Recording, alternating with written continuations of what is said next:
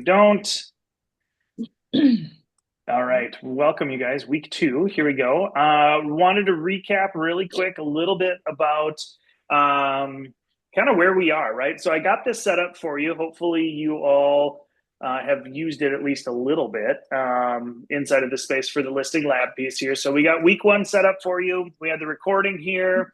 Tyler's got a great little smile. I look like I'm going to murder somebody, but other than that, we did great things here. But a couple of homework pieces, right? Your personal intro / bio was one of those things that we needed you in order to be able to get done. Anybody else redo their bio? I know this is something I kind of push every year for people to consider and update. Did anybody else update their bio, or was it just Regina? Just Regina. Okay, well done. The good news is you still have time, my friends. You still have time. And then we talked about the skeleton, or really kind of the 17 blocks, right, of your listing presentation and what that looks like. Did anybody start to play with it on their wall or in a virtual setting with the Post-it notes like I had suggested? Anybody kind of dive into that, or any ideas or comments on the 17? I contemplated doing the Post-it notes. You know what I love? I love the fact that you're honest, Regina. So thank you, right? Like, we're all human. It's totally fine. Yeah, good. Um, yeah, so it's just an opportunity today. We'll talk a little bit more about some of the components of the building block, and we'll dive through that a little bit more. But overall, it's still just another good spot to be. So your menu of services. I know this is something, again, that we push pretty heavily. Did anybody, let me ask it this way. Does anybody not have a menu of services? Yeah, I Okay. don't. See, you're honest, and I appreciate that, right? Okay, so even though we don't have one, right, you can still take a copy. There's still time to do it. It's totally fine. And at the end of the day, you can start simple. You can go 2. You can go 1. It really doesn't matter as long as we have some sort of an option. Because at the end of the day, you don't want to basically push your client into a single price point. You want to give them the autonomy in order to actually make a decision, because it makes people feel more at ease and have the ability to function inside of that space, which is really good. And then lastly, we talked about the agenda. And did anybody, I'm assuming if we didn't get this far down, I'm just going to make the assumption that the agenda is also not done. And so from that standpoint, make sure. I did do my agenda. Yes, I love it. Okay, fantastic. See, that's what happens when I assume things, right? So way to make an ass out of me, Regina. I appreciate it. So it's perfect that you have it done. In the event that you don't, again, this is still something you can do. This week's homework is going to be a little bit more, but not a ton. So you're still going to have the opportunity to get these done. It is pretty, to me, I would really encourage you to take some time, block it on your calendar. I'm a guy who lives by my calendar. If it's not on it, usually it doesn't get done. And so I set some blocks every day for, I call it my GSD time. Anybody know what GSD stands for? Get shit done. Keegan, I saw you coming just a little tardy. Okay, so yeah, it's my GSD time, where literally I just highlight kind of the slots of stuff that I need to get done. And if I'm going to specifically do one thing, I will put it in that spot as well. So just something to consider as you move forward, to put some blocks on your calendar. Because now, honestly, you guys, now is the time to work on it so that it's ready in the event that somebody says, hey, I want to list my house, and you already have it built out, and then you're not panic mode, and you're able to get through it. So kind of that's where we are. Again, on the bottom of this thing here, you're going to notice we got the seller intake form that sits there, the presentation link, and then the menu of services template, right? So if you are missing this, I'm going to drop, I gotta get my chat here. I'm going to drop this into the chat. This is the Google site that we made for our training here, and we'll update week 2 here with all of that good information. So we'll drop the video today, we'll drop the notes, and everything else along the way. So just so you are aware. Before we move on, did anybody have any questions about last week and kind of what we talked about? Anything you got stuck on? Anything that you want to I'm discuss, I just guess? stuck on the marketing service offerings because Okay. I don't want to have like 3% on there all, I'm trying to not have that as the basement. I want to have it higher. So I've been trying to figure out even like a two-tier, maybe three, but a two-tier system with that. I'm not sure Yeah. yet. Yep. So, just so let's just talk it through here a little bit. Let me go find my. Or could you have like the first column could be like facilitation 2%, and then Absolutely. listing 3.6 and then 4.2 for drone service and video and all that kind of stuff, the Cadillac. Yeah, and that's actually adding facilitation. That's one thing that I don't have on mine. And so the reason I don't have it on mine, Mike, and I'm not saying it's right or wrong, the reason I don't have it on mine is simply from the fact that I don't want them to really know that it's an option. Like Yeah. if Well, somebody's yeah. gonna, if somebody's gonna Yeah. call and they're gonna say, "Hey, my cousin wants to buy this hunting land from me. Will you do it?" Yeah, totally fine. I can do that, right? So then I'm And that's, willing to. yeah. And that's where I'm stuck at. I don't want to go below 3.6 on them. I don't want to even put 3% out there because it's like, I don't even want to offer that unless it's, Yeah, it could be, unless it's like a $1.5 million place, you're obviously maybe around 2% possibly, but depending. yeah. No, and I totally get that. And that's where, inside of this space here too, like you could drop this down, this and this, or you could change it. So like my buyer services, I had, I started with three, then I went to two, and now I really only do one because I've just been like, I don't have time for this. Um, So the buy side for me is one column, right? But Mhm. you could expand this however you want, and you could put facilitator on here as that service, or maybe just like a base representation too. Like here are the base level services I'm going to do for you. Mhm. Inside of that space. Keegan, I know you have a menu of services. Do you have three? I have three for my sellers and two for my buyers Okay. presently. But I'm working on getting different ones for sellers just based on different price points because I run into the issue of like, well, I'm not going to charge 4% for my $1 million listing and Yep. 3% for my $100,000 listing, right? Like, so I'm trying to work on different price points now, but currently I have three different options for listings. Mhm. Okay. Um, Tyler, are you? I don't see your beautiful face. I'm curious what you and Tom do if you're there. I'm here. I don't know. I've had a little bit of problem here. Like I couldn't hear you for a little bit, and I don't know Oh, now I why. see you. Oh, you can see me. I I opened up the can. chat menu. Maybe that had something to do with it. Yeah. To go to that link that you provided.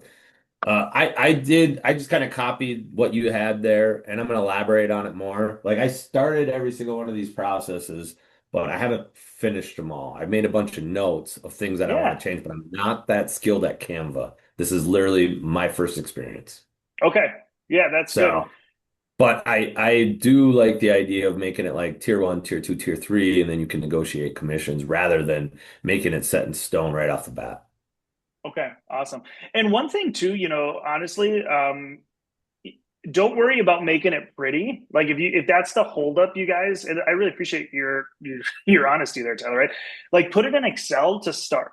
Right? Like you can just list out your services, and you can just do it in columns and in cells in Excel. You could handwrite it for now if you want.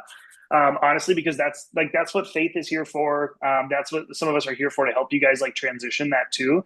So as long as you get it documented, that's the big thing, and then we can work on the pretty aspect later, right? Like just get it kind of done in that space.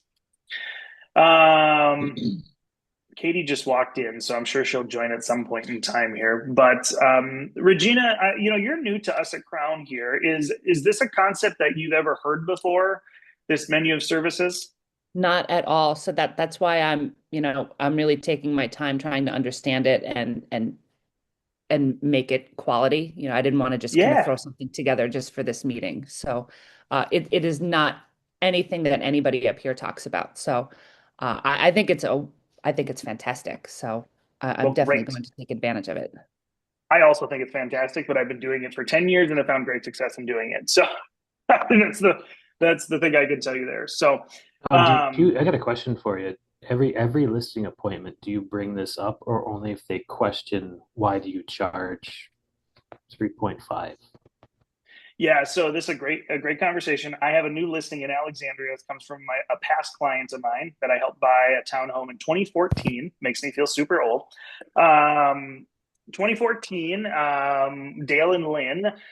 Lynn is now in the Alzheimer's unit, and Dale is just failing health. So the kids called me and said, "Hey, we need to sell this thing." And I went out there and I asked them, and I'm going to talk to you about this today, about how we handle CMA methodologies. And I knew them well, and I just asked them. I just said, "Here's the deal, you guys. Like, we can do the full thing, or do you just want the info, and we're going to talk about a strategy when we get there?" And they said, "Nope, you're our guy. I would just tell us the strategy and how we're going to get there." I said, "Oh, okay." So what we do is I call it a pre-read CMA. Super simple, clean, not complicated. I did have to go through the full presentation, and I just recommended to them. I said, "I have multi-levels of marketing. However, I believe that this property in our current market conditions would require my 3.5% servicing," right? And they said, "Okay, sounds great." Oh, So, yeah, okay. I didn't even have to get into the weeds on. They didn't even ask like, "Well, what's different? Like, what am I missing out on?" And I had it with me, like I had it printed in my presentation folder, or my folder of documents, essentially, because Dale wasn't going to do electronic signatures. So I brought everything with for them. And so I had one ready to go so I could talk about it if it needed to, but I gave them my recommendation and they just said yes. Mm-hmm. So like that was a listing appointment that it was 30 minutes and 22 minutes of it was filling out disclosures but that's because of the relationship that I've had, right? If I'm going into a presentation cold, and somebody I don't have rapport with and I haven't built that yet, then I am going to walk this through. I'm going to say, "Hey, these are the different tiers that we have, but I'm going to bring you my recommendation based upon current market conditions and all of those things too." So that's a little bit of how I would handle that. Hi, Katie. Welcome. Hi. Thanks, everybody. Where are my tools? Here we go. Okay. All right. So that's a little bit about that, which is good. So again, I would encourage you guys, don't focus on pretty right away. Focus on substance first. Use Remy. If you need some help, like brainstorming ideas, if you don't like the ones that I've given you, there are millions and millions other. I also promise a lot of you are going to be doing this very, very differently, and you provide very, very different service, right? Which is great. That's what makes your business unique and incredibly special. So please do that. I do want to give Keegan really good credit that having one menu for different price points is wise, specifically in very differentiating markets. Fargo is big enough where you could niche in a market and make a good living. The rest of our markets are not. We're all going to sell the $80,000 manufactured home that's a complete teardown and we don't have the HUD tags. We're going to sell that thing just like we're going to go list the $2.8 million thing on the lake, right? Because of our brand and our marketing power. We have the ability and the skill set to do that, but our markets are small enough. We're going to do it all. And I think Keegan's right, having different metrics, whether it's fixed fee for like sub 250. I've seen some people switch to that, or different percentages, and you can play with it. And if you want help, by all means, reach out to Katie, myself. Like we will powwow with you. Katie will give you market stats to back your data decisions. I will just give you what I think you're worth, which is going to be way more than probably what the market thinks. But anyway, that's because I think you guys are awesome. So there's that. Anyway, I digress. Okay. So there's that. Any other questions on last week before I continue to move on? Okay, here's what we're going to do today.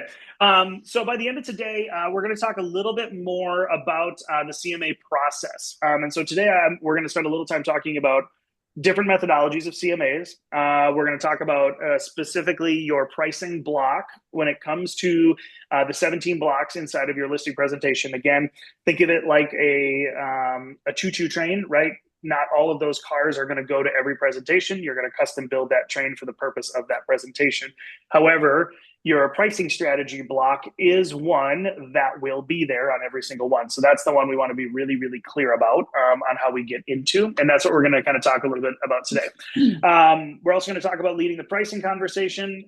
If we can get to it, I had a fun little game. I don't know if we'll get to it today, but we're going to try. And then basically decide how and when to present your pricing strategy block. So we're going to talk through a couple of different ideas of those. So the first thing that so that's what we're going to try to cover today. Then what are you going to do today? Okay, so a little bit of the homework, if you will.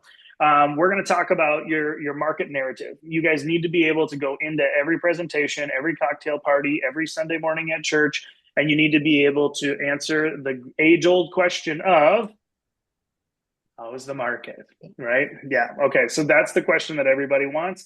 You need to be able to answer that in a plain English way. And so we're going to talk about really what does that mean in the context of what we're doing here at the Listing Lab. So we're going to talk about what does the current market, your market, look like.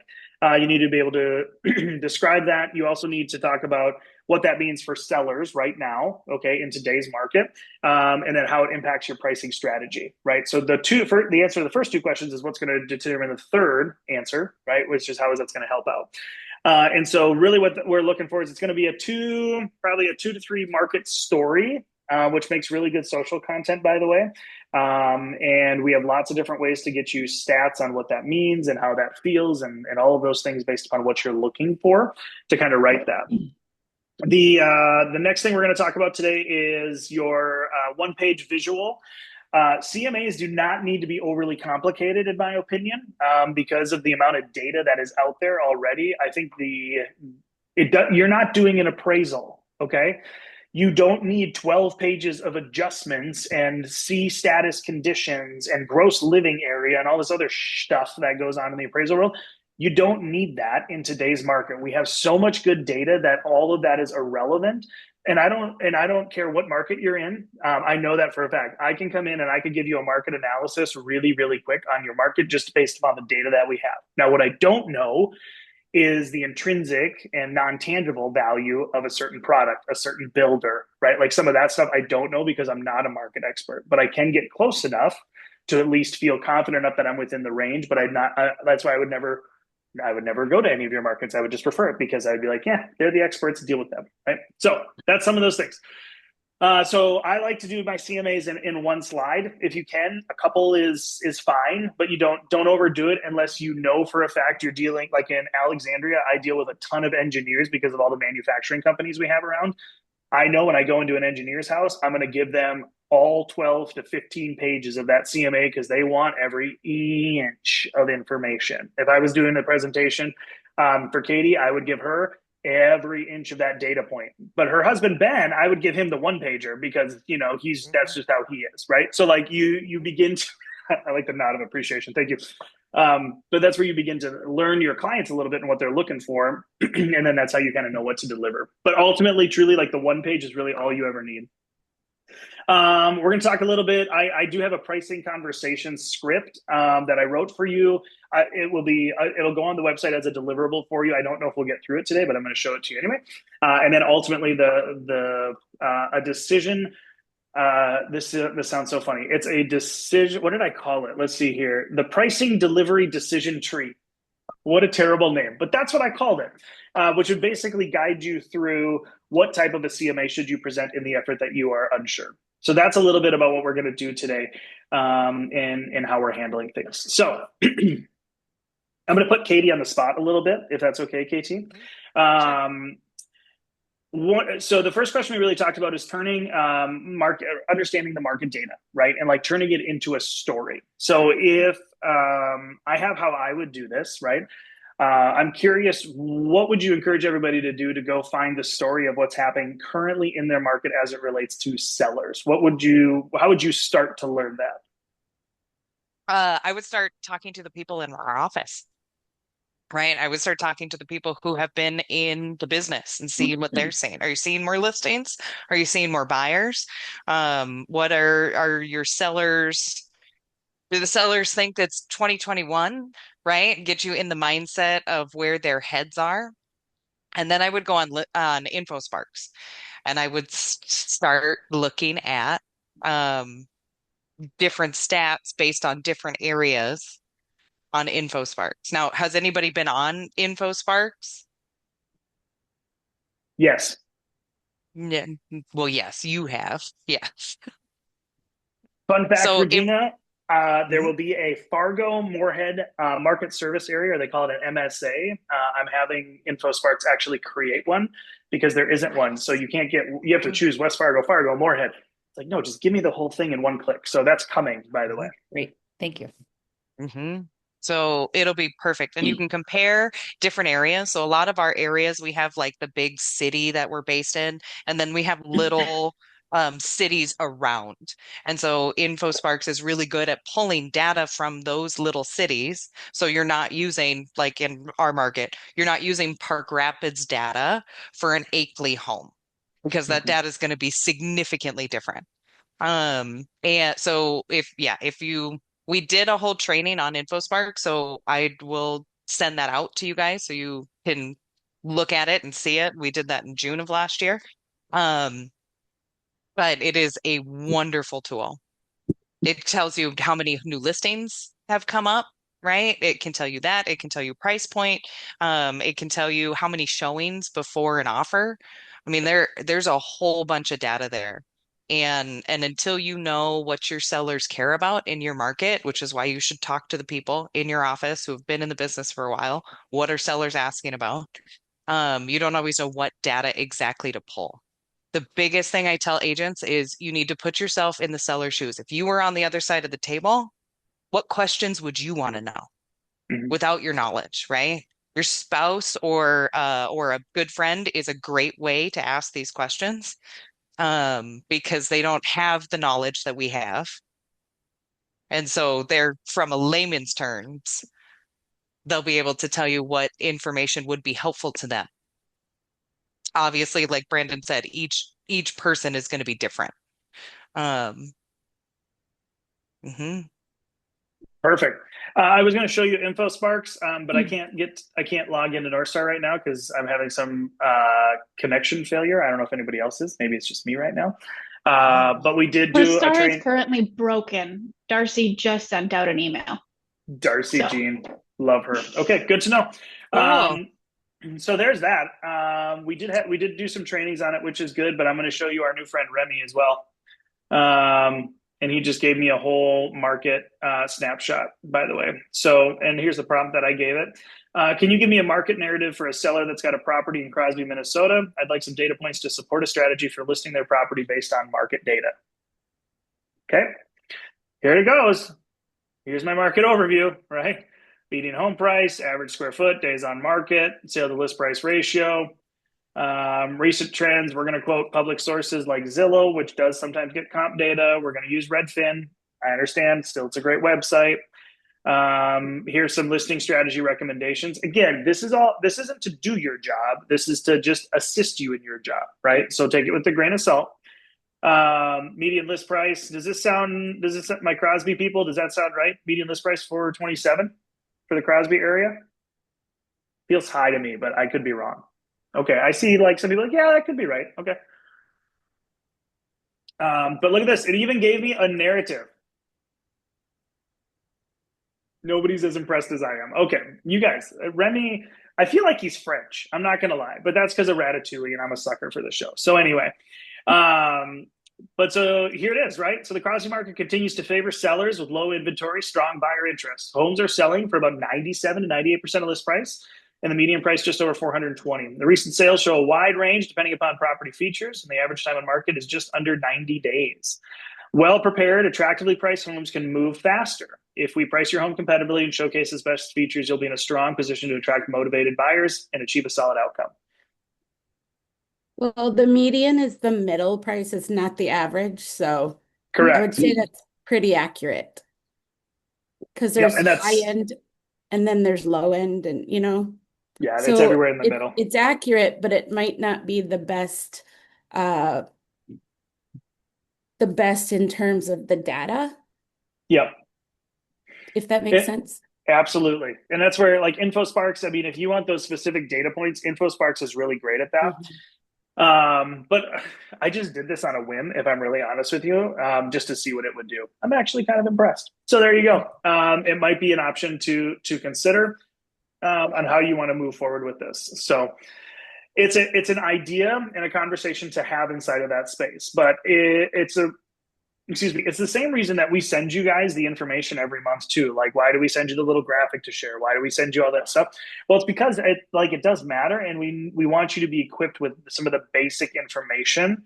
And not that you need to be a data regurgitation machine, but inevitably everybody asks those questions because, believe it or not, real estate's usually somebody's largest asset in their financial portfolio. So they care about how their portfolio is performing, just like you probably care about how your portfolios are performing, right? So it's a spot in which that we can have that conversation. So what does that look like? There's two different approaches to this between how you talk about it, right? And one of them is the data specific, where you can some people I've seen actually take the graphics that Faith will make for you on the market and just put that into the listing presentation, or share that, send that as a text.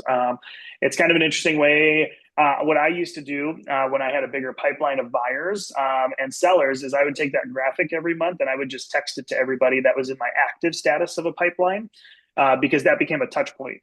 It was just real simple, and just be like, hey, we got new market data for last month. I just wanted to make sure you saw it as we continue our search, or as we continue our efforts of selling your property, right? Like it's just a deposit. It's not asking for anything, but at least it's an opportunity. And now that's market data, right? The pinpoint stuff versus the narrative, which is the story. People like stories. I don't know if you know this. Some nerds like data. Okay. Some of us like stories.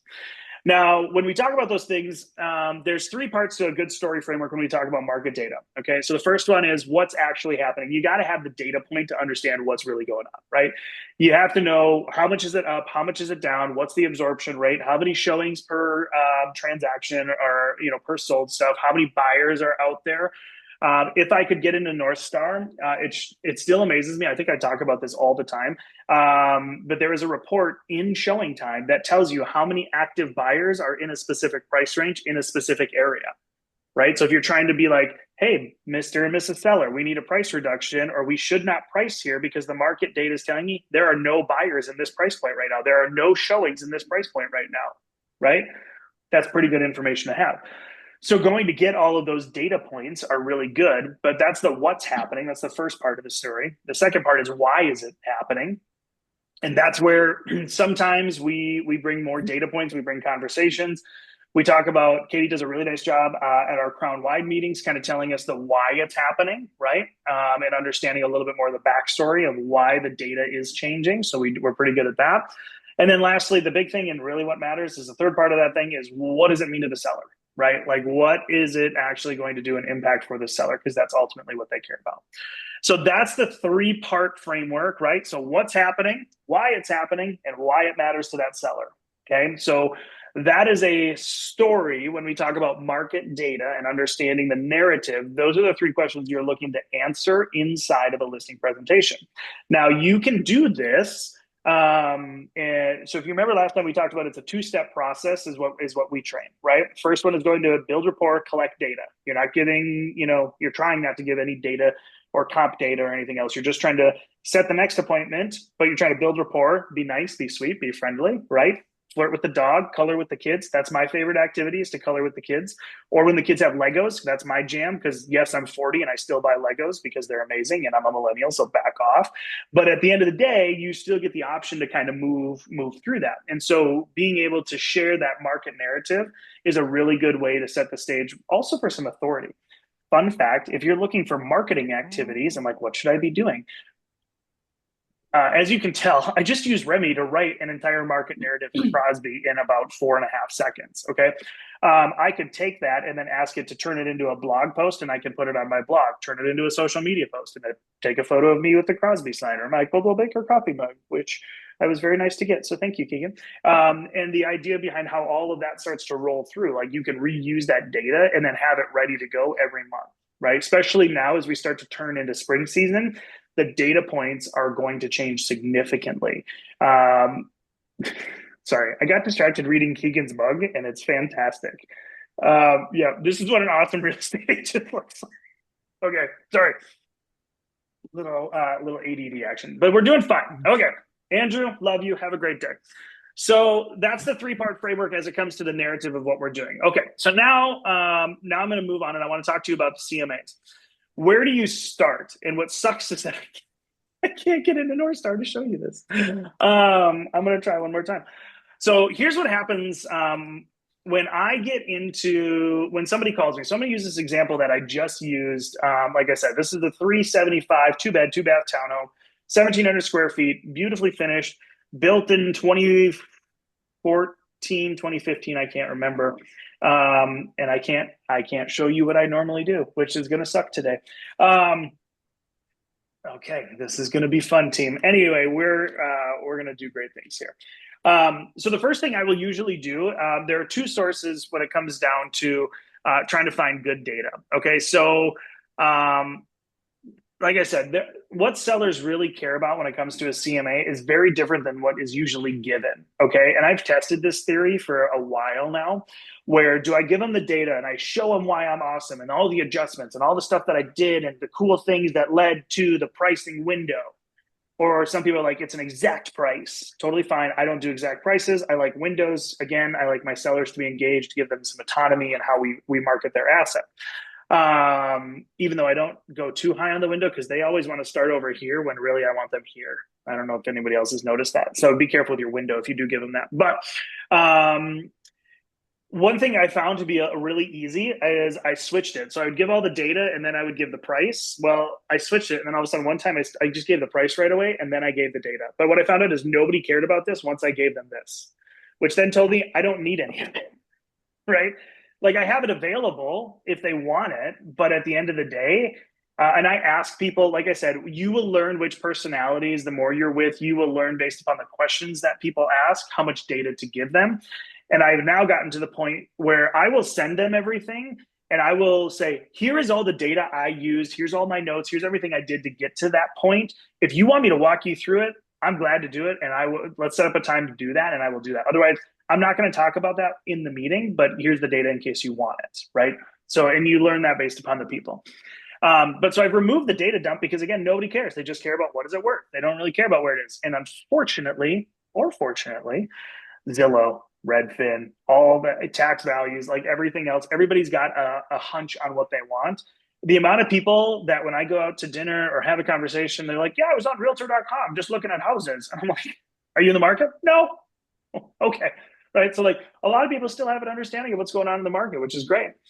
So that's kind of interesting. Then we also, kind of work through that process of really understanding the methodology behind how you get there, right? So what I would usually do is I always start, I will go use a baseline before I go to my first listing appointment. I will pull RPR, okay? And I think, okay, RPR is gonna work. So let me show you what I do here. So I'm gonna show you just the property that I had, right? So it was 311 Lake Crest. So this is the first thing that I'll do. I will just go and I'll just pull this just to kind of see what's going on, okay? Here it is. They closed for 209, and I'll use this AVM number right here because I've found, okay, that RPR is not terribly off. We're listing this one at 379.9 is our list price, and notice where RPR's number is. And 379, I told the guys 385 is probably max right now, given the comp data that we have. But I was pretty impressed by it. So this is the first thing I'll do. And this is me going into appointment number one, where I'm just data collection, right? Like this is just a point in time. The other one I will use, I don't know if I can get to it. I'm going to see. So we have I don't think it's going to let me. Yeah, it's not going to let me in. Shoot. Okay. So we have a product through CoreLogic. Also our North Star MLS for ease of conspiracy theories here. So North Star MLS has access on the very top menu. There's a tax button in your menu, and below that it has two drop downs. The bottom one says relist. Okay, so relist is a very powerful tool, also really good for creating mailing labels and just pulling recorded documents. You can see any type of lis pendens or foreclosure notices, mortgage docs, all that stuff against a property. You can look all of that up, which is great. And so that also has an AVM, an automated value methodology, that's attached to it that I have found to be pretty accurate, because relist, just like RPR and everything else, has access to all the county records, and it has access to all the MLS information, right? So relist gives you a really interesting piece because it has a direct tie to your county records in Minnesota and North Dakota that we can actually pull that data in. So it's another way just to get a quick gut check. This particular property for RPR, or sorry, for relist, I think it was lower. It was like 348, 345, somewhere around there. And I knew that one was wrong right away just because of the market, right? So that was an easy one. So these two reports are the first thing that I will pull, and then I'll just go pull a quick comp. And so what I would do, and I hate that I can't do this, I'll probably record something and send it out just so if you're curious, what do we do? I have a listing. Now what do I do? This is what I would do. I'd pull these two reports, and then I would go to North Star and I would do a search. So this particular property, because I knew it in the past, townhomes, I did all townhomes because we don't have enough side-by-side townhomes to really be comparative. 2-bed, 2-bath, 2000 plus build construction, active, pending, sold in the last 6 months, done. And then I print a report and I bring it with me to the showing because or my first appointment. So those are the three things that I bring. So I print out that report from North Star that shows me everything that's active, pending, or sold in the last 6 months based upon a really broad category. Usually I'll look at the market stats, like I'll use at the bottom of this is so dumb, at the bottom of North Star, there is a chart and tabular information piece that you can throw. It'll aggregate all the data points for you.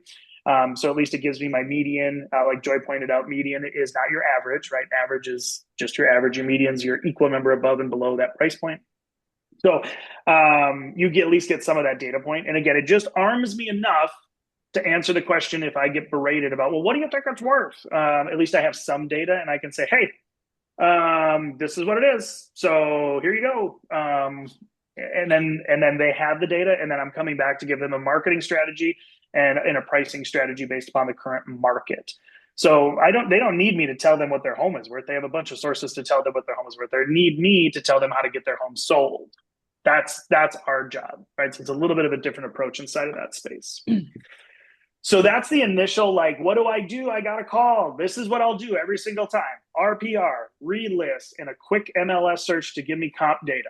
That's it. Like, those are the three things that I will pull first and foremost just to get my head around the property, right? Then I take my seller intake form. I go to my first appointment. I fill out as much of my information on my seller intake form as I can. You're probably going to want to customize that form, FYI.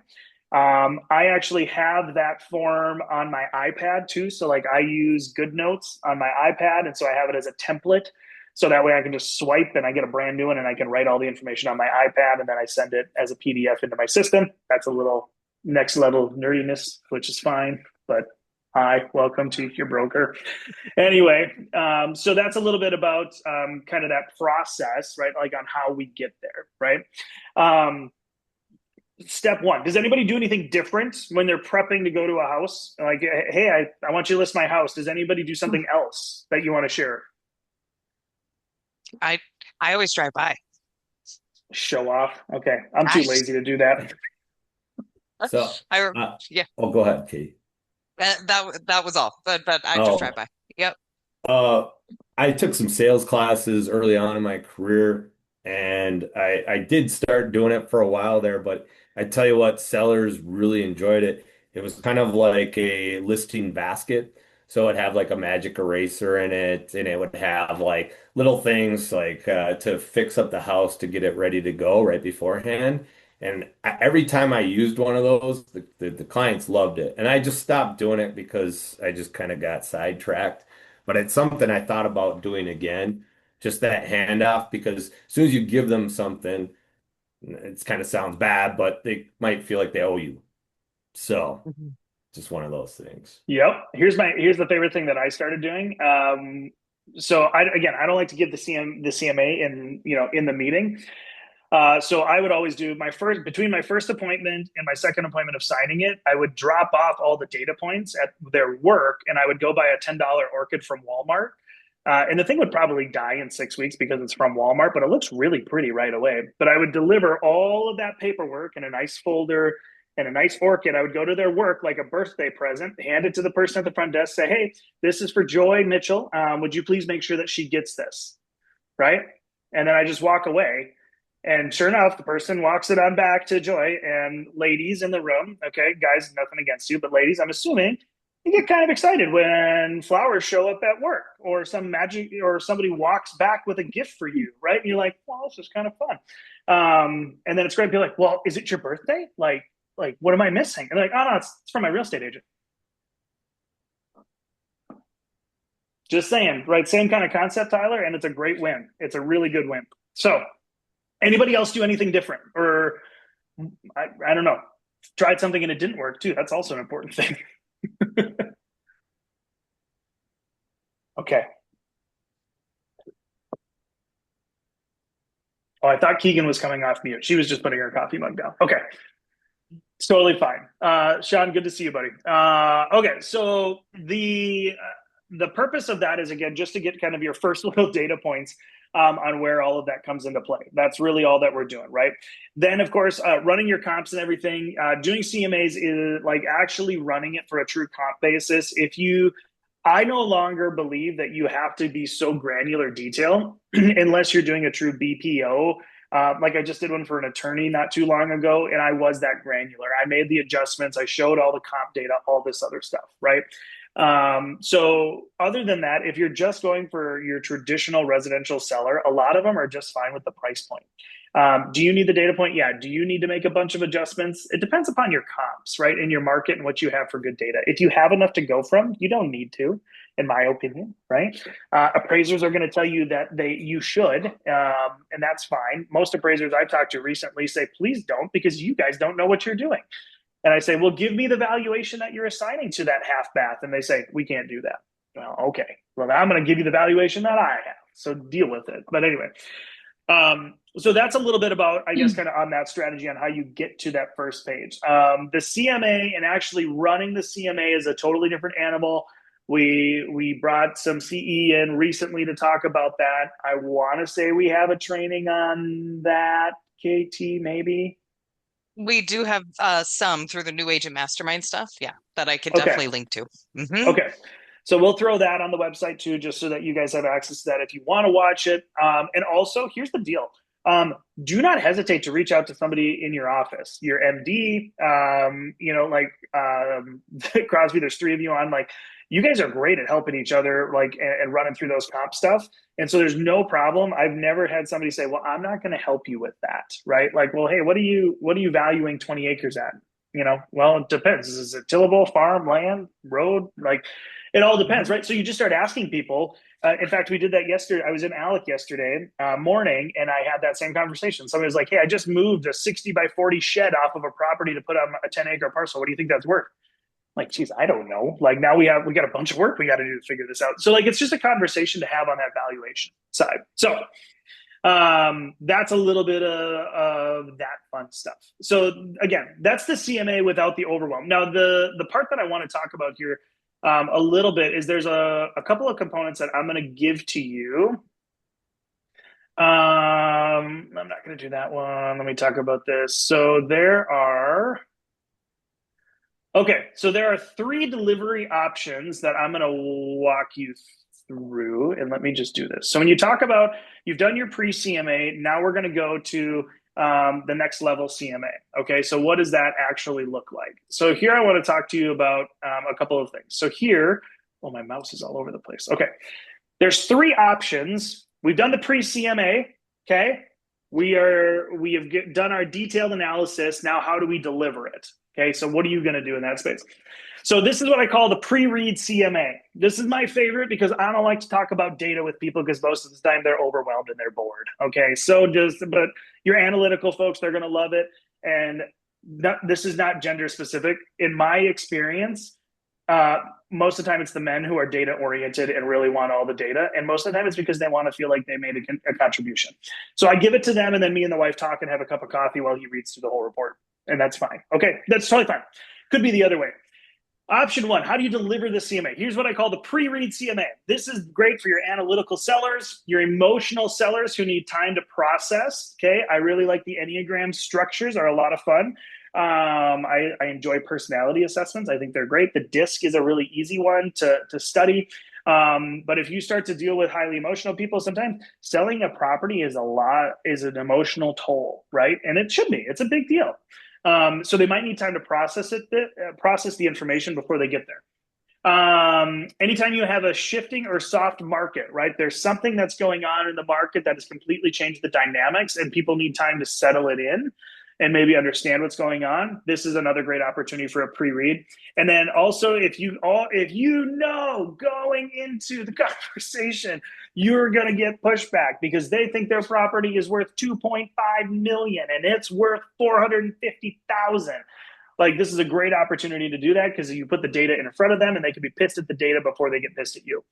So, and here's how I introduce this one: engage the conversation with a pre-read CMA, right?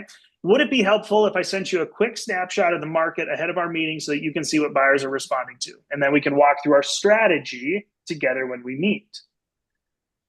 Okay. The idea is that we're not going to talk about the data, because the data, to me, I don't need to talk about that with you, right? We're going to talk about the strategy to get your property sold. That's what we're going to talk about. And so that's where this piece comes in. The other option is the live CMA walkthrough. This is great for sellers who need to be guided in real time. A lot of times, senior citizens like this.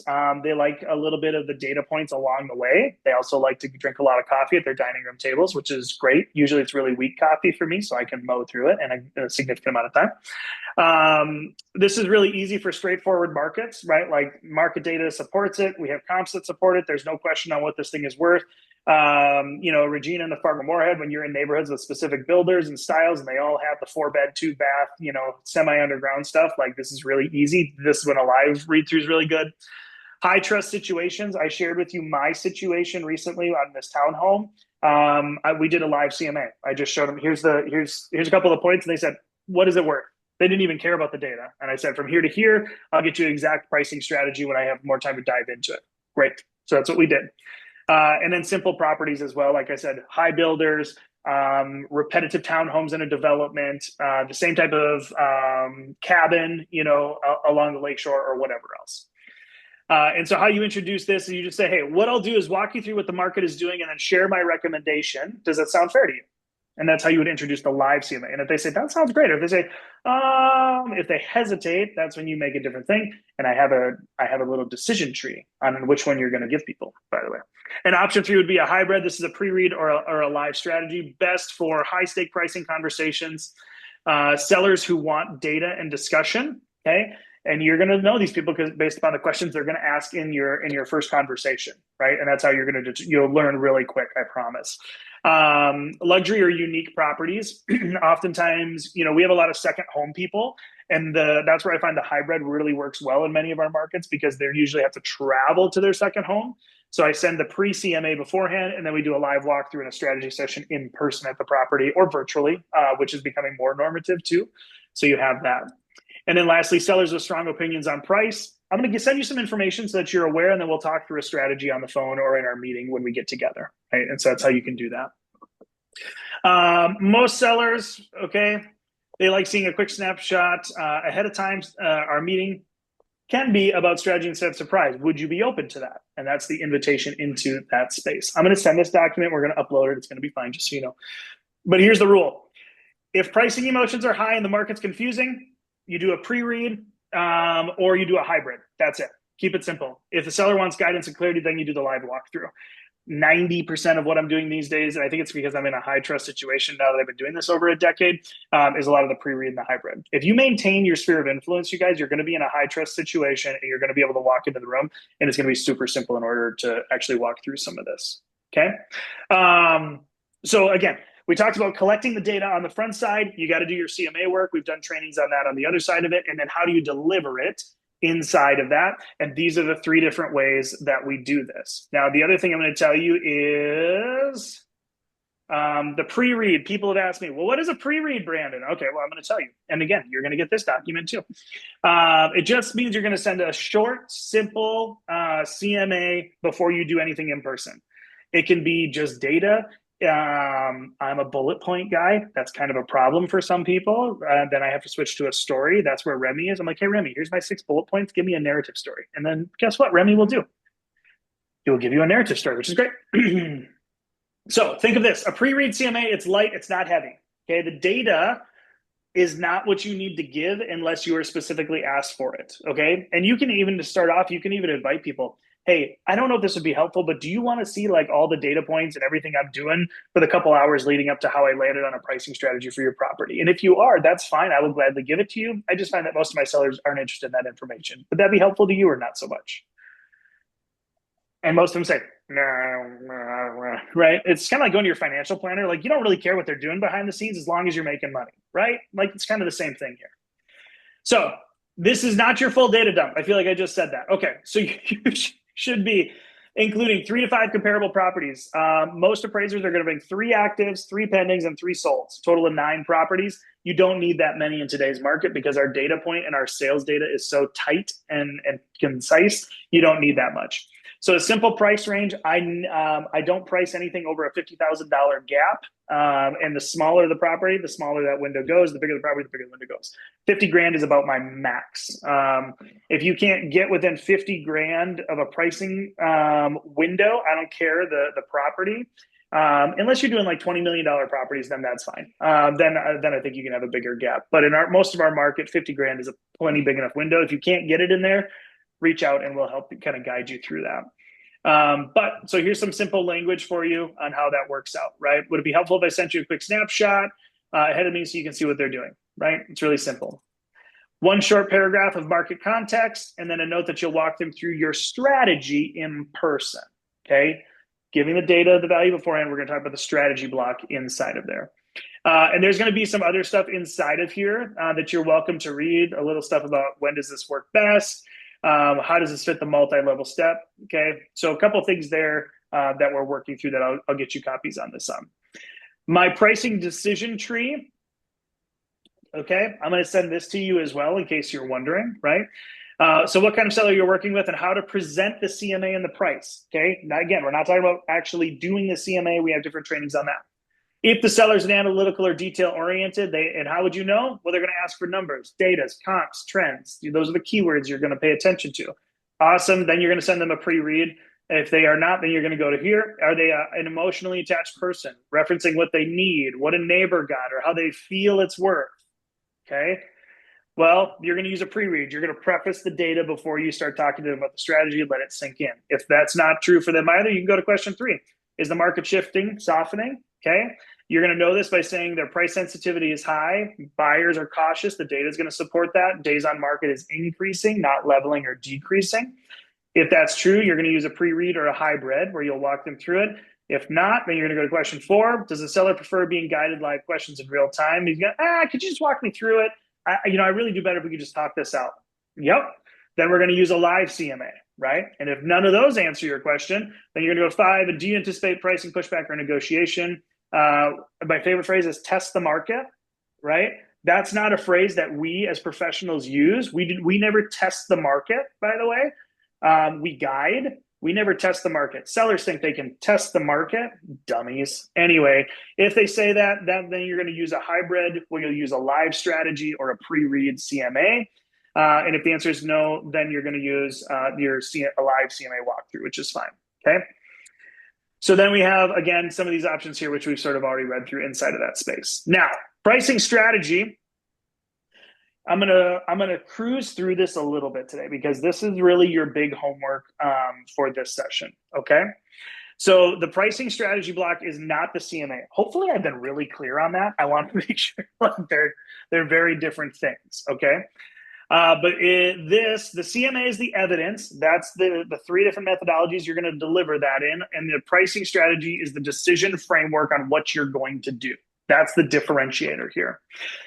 If you skip this block, here's what you end up doing. You end up data dumping on people. You end up defending the price that you have because you don't have anything to back it up and you haven't shown them the value in it. You're letting the seller lead the strategy when you are the guide and the expert in the space, okay?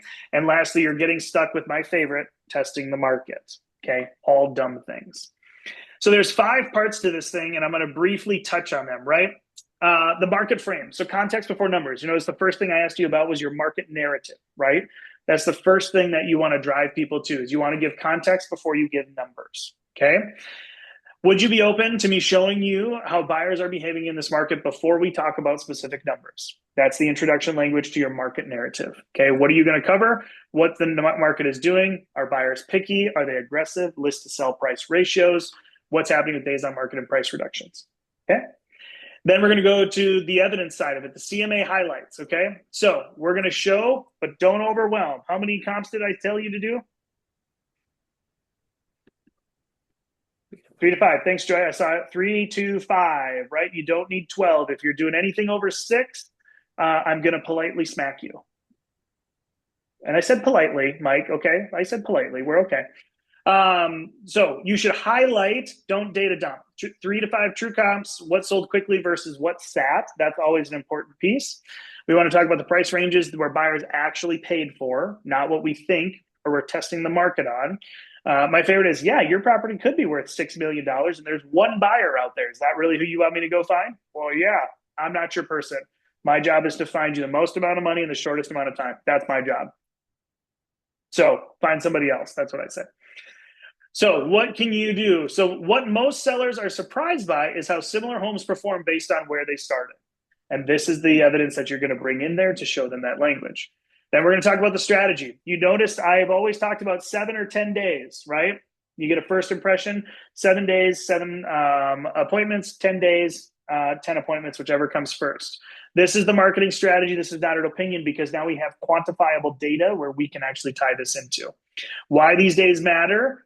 How do buyers react to price positioning and overpricing? You'll notice in that template deck we gave you, there's an actual strategy that says most homes, when they're priced within a percentage of their fair value, the amount of buyers that it attracts and it adjusts. It's a great slide to include.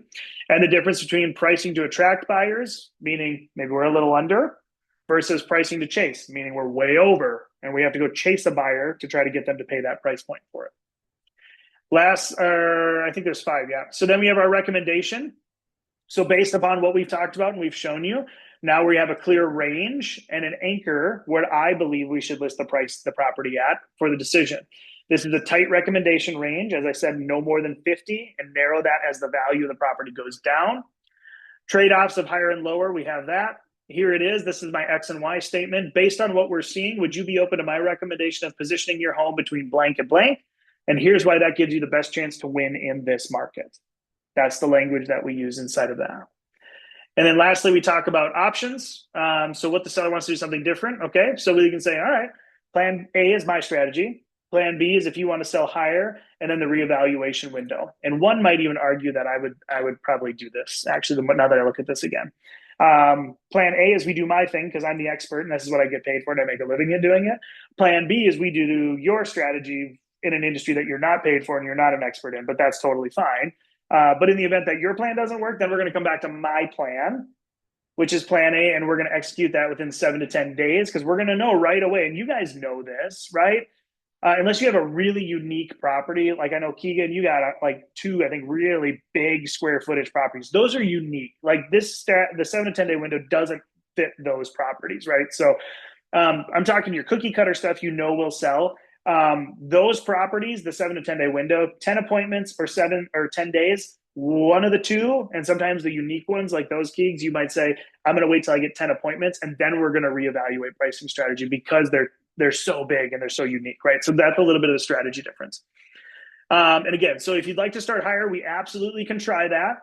We don't want to do this, but sometimes you have to. I get that. Would you be open to agreeing on what success looks like in the first 7 to 10 days so we can adjust quickly if the market gives us the feedback? Incredible phrasing, you guys, because you're not defensive, right? So if you think this is right, Mr. and Mrs. Seller, who are not professionals, tell me what success looks like in the first 7 to 10 days. You know what they say 90% of the time?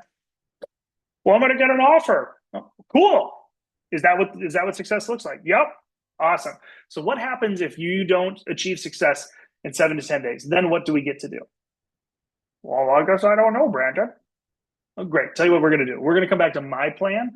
And if you really want to test the waters, I will sometimes have them pre-sign price reductions right there. Here's my $10,000 price reduction sign. I don't date it, but you're going to sign this thing right now.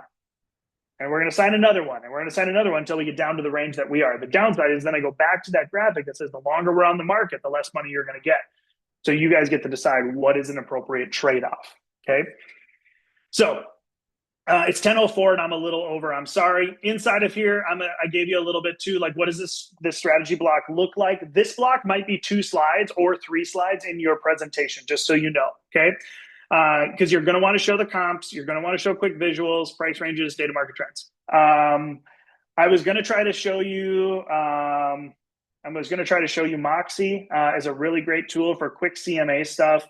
North Star MLS CMA sucks patootie. I think it's ugly. Is it functional? Yeah, but it looks gross, so I don't use it. So I was going to show you the Moxie one, and maybe I'll talk to Katie and we'll try to do a different training, or maybe we'll add that in on what that looks like. And then again, slide 2 is really your pricing strategy. Okay, and then we got a couple of one-liner stuff here for you too. So we'll get there. Now, here's the last thing. You need to be able to answer these 5 questions in every listing presentation you come to. And if you can't answer these going into it, you did not prepare well for this block of your conversation. The first one is what is your recommended price range, right? You need to know what that range is and the ability to back it up. You need to say why that is the right strategy in the market. That's the backup position, the data points to drive that. You don't need to share them, but you need to be able to be prepared to answer that. What's your plan if they list higher? Are you a plan A and a plan B person? Do you just say no and walk away because you don't have time to waste your marketing dollars on that? Or are you going to say, that's fine, but then let's define what success looks like in that time frame so that we can make an adjustment when we don't reach it, okay?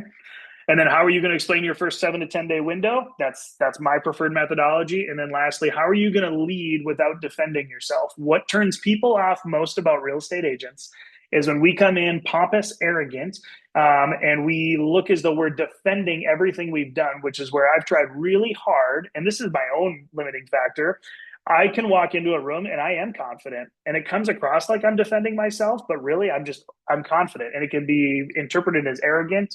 And kind of like I'm an ass. And sometimes I am. Like, I'll just be really honest with you. Like, sometimes, and I don't mean to be. Like, it's just how it comes across.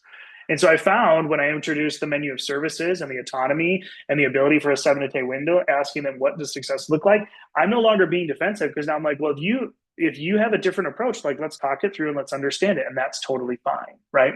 So these are the 5 questions you need to be able to ask going into every appointment. You need to build out your listing strategy block inside of that. Questions on that? I know it's a lot of information. I'm going to send it to you. We're going to recap it for you.